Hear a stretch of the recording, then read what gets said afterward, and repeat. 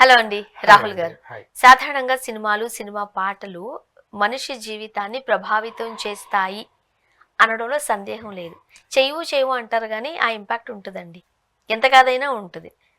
ఎందుకో చాలామంది సినిమాలు చూసే కదా సమాజ సేవ చేసేవాళ్ళు చాలామంది ముందుకొచ్చారు. అలానే ఆ సినిమాలు చూసే పాడైపోయిన వాళ్ళు కూడా ఉన్నారు అంటారు. మేబీ అయ్యుండొచ్చు కూడా. సినిమాలు చూసే కాస్త ఎక్కువ వల్గర్ లాంగ్వేజ్‌ని మాట్లాడుతున్నారు అని అంటారు. కొన్ని కొన్ని సందర్భాల్లో నిజమయ్యేది కూడా ఉంది. అంటే సినిమా వల్ల మంచి ఉంది, చెడు ఉంది. పర్సనల్ లైఫ్‌లో మంచి జరిగింది, చెడు జరిగింది. కాబట్టి మనం సినిమాని బ్లేమ్ చేయలేం. ఆ సిట్యుయేషన్ బట్టి, అక్కడున్న పరిస్థితులను బట్టి, అలానే ఆ పర్సన్స్ బట్టి జరుగుతూ ఉంటుంది. ఇప్పుడు ఇంతెందుకు చెప్తున్నానంటే, కరణ్ జోహార్ గారు తీసిన ఒక సినిమా పాట సాధారణంగా ఈ డీజేలు అవన్నీ వాయిస్తారు కదా పెళ్ళిళ్ళలో. అది పెట్టిన రచ్చ, చిచ్చు అంతా ఇంత కాదంట. పెళ్ళికొడుకు ఆ సినిమాలో పాట విని వాళ్ళ గర్ల్ ఫ్రెండ్ గుర్తొచ్చి ఆ మధుర స్మృతులు గుర్తొచ్చి అక్కడి నుంచి వెళ్ళిపోయాడంట. అబ్బాయి పెళ్లి క్యాన్సిల్ చేసిందని. ఎట్లా స్పందించాలి మనం? పిచ్చి పరాకాష్ట అంటారు కదండీ! పాటల్ని మన జీవితాన్ని ప్రభావితం చేస్తాయి అనడానికి ఇదొక ఉదాహరణని చెప్పాలా? లేకపోతే ఇదొక వింత చర్య అని చెప్పాలా మీరు అనేది మనకు ఒకసారి తెలీదు. ఆలోచించండి. ఎవరికైనా కాస్త కష్టం, బాధ వచ్చిందనుకోండి. ఇళయరాజా గారి పాటలు పెట్టుకొని అవును. వినేవాళ్ళున్నారు. ఖచ్చితంగా. ఇళయరాజా పాటలు, హిందీ పాటలు నేనైతే రఫీ గారి పాటలు వింటాను. హిందీ ఓకే. పాటలు. లేకపోతే బాలసుబ్రహ్మణ్యం గారి పాటలు వింటాను. లేకపోతే బప్పీ లహరి గారి పాటలన్నీ because that is what I get relaxation when I heard songs. హ్మ్. మనకి ఇంకా ఏడుపు రావాలంటే ఏడుపు గొట్టు పాటలంటే ఇంకా బాగా అవును. ఏడుస్తారనమాట. ఇంకా బాగా ఆడొచ్చు. ఒంట్లో ఉండే క్యాలరీస్ కూడా తగ్గుతాయి. అలాంటి చాలా మంది చేస్తూనే ఉంటారండి. ముందు నిజమే. ఏడుపొచ్చిందంటే ముందు చెవులో పెట్టేసుకుంటారు. అంటే ఇప్పుడు ఏడుపొచ్చిందనుకోండి కొంతమంది సరిగ్గా ఏడలేరు. అవును. కొన్ని పాటలు పెట్టుకున్నాం అనుకోండి ఆ బాధంతా వచ్చేస్తది. అవును. ఓ తెగ అవునవును. ఫీల్ అయిపోతూ ఉంటారు. ఇప్పుడు అవును. ఎవరైనా లవ్ బ్రేకప్‌లో అయినోళ్ళని చూడండి. అవును. అభినందన సాంగ్స్ ఇవే వింటారు. ఖచ్చితంగా. సో, ఇలాగా ప్రతి ఒక్కరు పాటల్ని మన జీవితాన్ని ప్రభావితం చేస్తాయి అనడానికి ఎన్నో ఎగ్జాంపుల్స్ ఉన్నాయి. ఇప్పుడు లవ్‌లో ఉండేవాళ్ళు ప్రేమ పాటలు వింటారు. హ్మ్. విరహంలో ఉండే విరహ పాటలు వింటారు.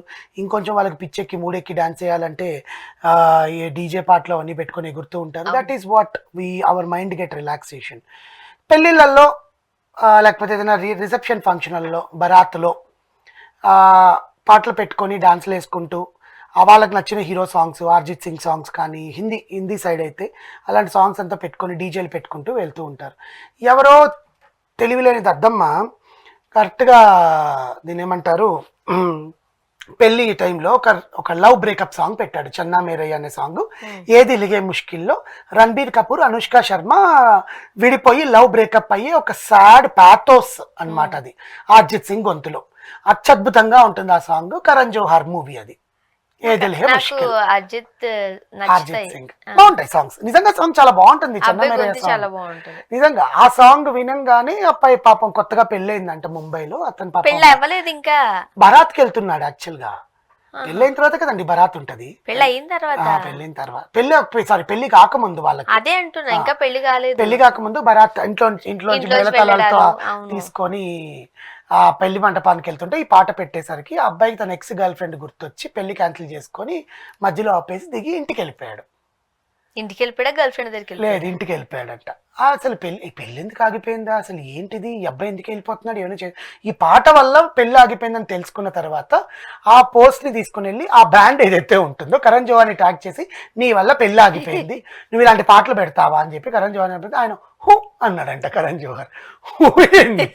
ఇంకేం రియాక్ట్ అవుతాడు కరణ్ జోహార్ మరి చెప్పండి? ఇంకేం రియాక్ట్ నా పా అవ్వాలి? నా పాట వల్ల పెళ్లి ఆగిపోయిందంటే ఆయన ఏం రియాక్ట్ అవుతాడు? దట్టు ఏంటంటే కరణ్ జోహార్ ఎప్పుడు వివాదాస్పదంలోనే ఉంటాడండి. ఈయనకి ఇప్పుడు ఆఖరికి పెళ్లిళ్ళు పెటాకులు చేసే వివాదంలో కూడా ఇరుక్కుంటాడని ఆయన అనుకుంటాడు. అవును. బికాస్ కరణ్ జోహార్ షోస్ అన్ని కూడా నెపోటిజంతో సంబంధించిన షోసే ఉంటాయి. ఎందుకంటారు హీఈస్ అలా? Always encourages nepotism. ఆయనే ఒప్పుకున్నాడు చాలాసార్లు. ఓకే. సుశాంత్ సింగ్ రాజ్పూత్ చనిపోయినప్పుడు కూడా ఆయన ఒప్పుకున్నాడు. హీస్ ఇంటూ వెరీ బిగ్ ఇష్యూలో కరణ్ జోహార్ది. ఆయనకి ఇష్టం. ఆయన ప్రొడ్యూసర్‌గా, ఆయన డైరెక్టర్‌గా. బికాస్ కరణ్ జోహార్ ఫిలిమ్స్‌లో నుంచి వెళ్ళాలి అంటే ఆయన కండిషన్స్ చాలా ఉంటాయి. ఆ కండిషన్స్ అన్ని దాటుకుంటే because that to Karan Johar సినిమాల్లో నటించిన వాళ్ళంతా చాలా పెద్ద స్టార్స్. అవును. చాలా పెద్ద స్టార్స్. అంటే, అంటే ఎంకరేజ్ చేయాలి అని ఎంకరేజ్ చేయొద్దు అని అనడం లేదు గానీ, డబ్బులు పెట్టేవాళ్ళు వాళ్ళిష్టం. అఫ్ కోర్స్ బయట వాళ్ళని ఎంకరేజ్ చేస్తే ఇంకా మంచిగా ఉంటది. ఆర్టిస్టులు చాలా మంది ఉంటారు, కానీ ఆ తోవలో వెళ్ళిపో ఆయన సేఫ్ సైడ్ చూసుకుంటూ ఉంటారు. అక్కడ బేసికల్ గా ఏంటంటే ఇప్పుడు ఒక స్టార్ కిడ్ ని నా దగ్గర నేను లాంచ్ చేస్తున్నాను అంటే he will get more amount అవును. And he will have a good relation with that family. ఎవరికైనా జీవితంలో, నేను ఇప్పుడు కరణ్ జోహార్ని సపోర్ట్ చేయట్లేదు ఇక్కడ, బట్ నేను జనరలైజ్ గా చెప్తున్నాను, జీవితంలో మనకు కావాల్సింది రికగ్నిషన్. అవును. రికగ్నిషన్ తో అంటే పాటు అన్ని సందర్భాల్లో కరెక్ట్ అని అనలేములే కానీ అదే చెప్తున్నాను, రికగ్నిషన్ తో పాటు ఒక సెలబ్రిటీ స్టేటస్ లో ఉన్నప్పుడు రిలేషన్స్ ఇంపార్టెంట్. పబ్లిక్ రిలేషన్స్ కన్నా కూడా ఆ సినిమా ఇండస్ట్రీతో ఉండే రిలేషన్స్ చాలా ఇంపార్టెంట్. థర్డ్ థింగ్, ఈయన ఒక కమ్యూనిటీకి చెందిన వ్యక్తి అని అందరికీ తెలిసినప్పుడు ఆ కమ్యూనిటీకి చెందిన వ్యక్తి ఒక స్టేజ్లో పైకి రావాలి, ఎన్ని విమర్శలు ఎదుర్కొన్నాడు.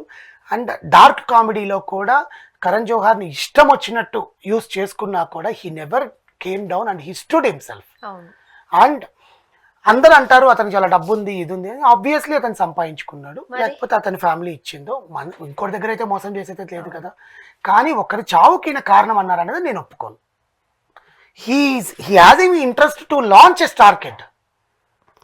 అలా అనుకుంటే Siddharth Malhotra, he's not from the star cast, he taken from the market. Siddharth Malhotra ఆయనే కదా, వరుణ్, సిద్ధార్థ్ అండ్ ఆలియా భట్ వీళ్ళు ముగ్గురుతోనేగా తీసింది స్టూడెంట్ ఆఫ్ ద ఇయర్. దాంట్లో సిద్ధార్థ్ మల్హోత్రా అనే అతను బయట వ్యక్తిగా, అవును. రణ్వీర్ సింగ్ కూడా బయట వ్యక్తి. కానీ ఒకటండి, ఇప్పుడు షారుఖ్ ఖాన్ ఉన్నారు, ఇప్పుడు మనం కరణ్ జోహార్ షారుఖ్ ఖాన్ ని విడదీయరాని బంధంగా చూడొచ్చు. మరి అదే నెపోటిజం మన అప్పట్లో అనుకుంటే ఏ స్టార్ కిడ్ అని షారుఖ్ ఖాన్ కి అంత సపోర్ట్ చేశారు? నేను అదే చెప్తాను, సల్మాన్ తోనే సినిమా తీయలేదు కరణ్. అంటే ఆయనకి అలవాటు అయిపోతుంది ఒక జోనర్. ఇది నెపోటిజం అని కూడా అనలేదు. అంటే బాలీవుడ్ లో సూపర్ సినిమాలు ఉన్నాయి వీళ్ళిద్దరివి. బాలీవుడ్ లో నెపోటిజం అనే పేరు చాలా, కంగనా రనౌత్ కానీ వీళ్ళందరూ కూడా నెపోటిజం గురించి ఎక్కువ మాట్లాడడం స్టార్ట్ చేసినప్పుడు కరణ్ జోహార్ పేరుని తీసుకొచ్చారు. నేను కరణ్ జోహార్కి ఇక్కడ ఏం సపోర్ట్ చేయట్లేదు. నేనేం చెప్తున్నానంటే ఆయనకుండే రికగ్నిషన్స్ కోసం, ఆయనకు కావాల్సిన రిలేషన్స్ కోసం he's ready to launch the star. అంటే ఇప్పుడు షారుఖ్ ఖాన్ గారికి సూపర్ డూపర్ హిట్లు ఇచ్చిందే కరణ్ జోహార్ గారు. మరి అక్కడ ఏ నెపోటిజం ఉంది? అదేనండి, అప్పుడు లేనిది ఇప్పుడు వచ్చింది అని మాట్లాడుతున్నారు. కానీ ఆయన అక్కడి నుంచి అప్పుడు ఎలా ఉన్నాడు, ఇప్పుడు కూడా అలాగే ఉన్నాడు. But the way he conversations the people, ఎవరితో అయితే కాన్వర్సేషన్ చేస్తాడో ఆయన మాటలు ఇబ్బందికరంగా ఉంటాయి, చాలా వివాదంలోకి వెళ్ళిపోతాయి ఆ మాటలు. కానీ అవి సూటిగా ఉంటాయి, రెండు రకాలుగా ఉంటాయి అన్నమాట. అలాంటిది ఇప్పుడు ఒక కరణ్ జోహార్ వల్ల ఒక పెళ్లి ఆగిపోయిందంటే ఆయన ఇచ్చిన ఎక్స్ప్రెషన్ హూ అన్నాడు, ఆ హూకి అర్థం ఏందనేది ఎదుగుతున్నారు. ప్లస్ ఆయన ఆల్మోస్ట్ ఆల్ ఇప్పుడు సక్సెస్ లో ఉన్నాడు, ఎందుకంటే ఆయన ప్రొడ్యూస్ చేసిన ఫిలిమే కేసరి 2, అక్షయ్ కుమార్ అండ్ అనన్య పాండే నటించిన కేసరి 2, జలియన్ వాలా బాగ్ వెనకాల ఉండే స్టోరీ అది. ఆ సక్సెస్ లో ఉన్నాడు. తర్వాత 2023లో రాకీ ఔర్ రాణి ప్రేమ్ కహానీ అనే సినిమాకి ఆయన డైరెక్షన్ చేశాడు. After so long, Ae Dil Hai Mushkil తర్వాత ఆయన డైరెక్ట్ చేసింది అదే actually. So now he's planning to start a film school అని చెప్పి విన్నాం. అది ఎంతవరకు కరెక్ట్ అవుతుందో మనకు తెలియదు. And he's maintaining his dignity, but he's more into the fashion. చాలా తగ్గిపోయాడు, ముఖమంతా పిక్కుపోయి ఆ ఫ్యాషన్ ఏదో వరల్డ్ ఎంత సన్నగా అయిపోయాడు. బబ్లీగా ఉన్నప్పుడే బాగానే ఉన్నాడు కరణ్ జోహార్, ముడతలన్నీ కనిపిస్తూ అండ్ బాగుంటుంది.